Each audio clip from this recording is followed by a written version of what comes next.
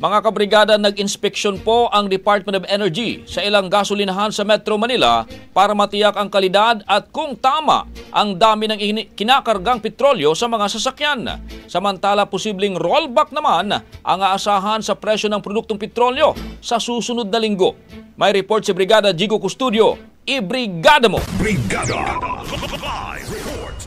Sa taas ng presyo ng gasolina, dito na lang daw halos napupunta ang kinikita ng TNVS driver na si JM.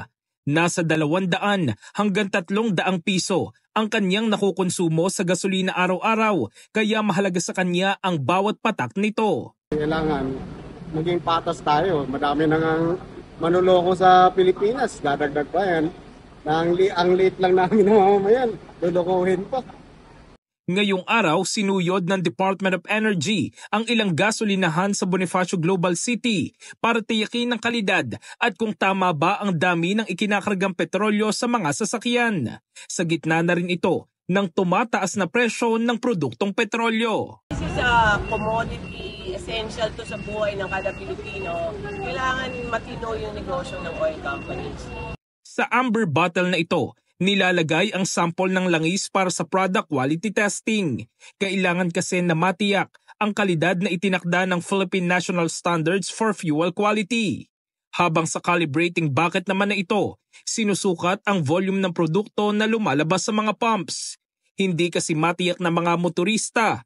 Halimbawa, kung 10 litro nga ba ang ikinarga, kung pang 10 litro ang binayaran, kaya dapat umano ay calibrated ang pumps. 10,000 per dispensing pump.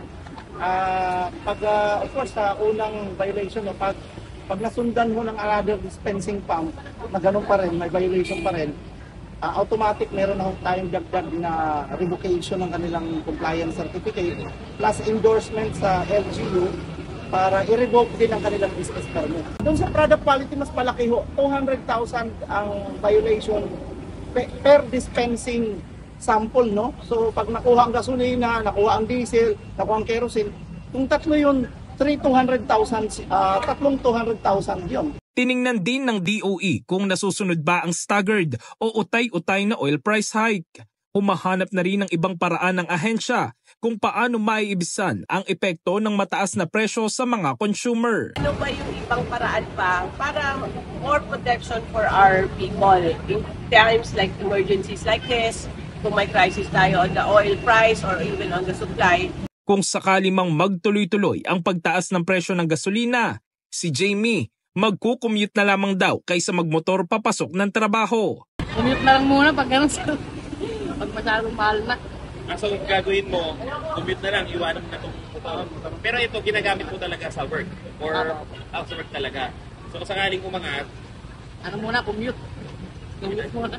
Pero ayon sa DOE, posibleng rollback naman ang aasahan sa presyo ng mga produktong petrolyo sa susunod na linggo. For the past 2 days, bumabaho talaga ang price. In fact, ang estimate namin, rollback po tayo next week.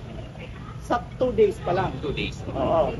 Ngayon, hintayin natin ng Wednesday to Friday dahil hindi mo tayo sigurado kung matutuloy. Pero kung umaasa naman daw silang magtutuloy-tuloy pa ang pagbaba para malakihang rollback din ang ipatupad sa Martes ng susunod na linggo.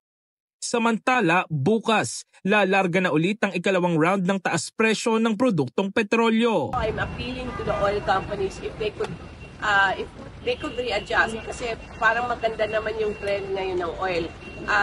Pagdasal lang natin na hindi na umakyat ulit kasi we are hoping that it will stay like that or even lower sana. In the heart of changing lives, ako si Brigada Jigo Custodio ng 105.1 Brigada News of Manila, the Music News Authority. Ang bahaging ito ay hatid sa atin ng Power Cell Salabat, ginhawa ng bawat nangangarap.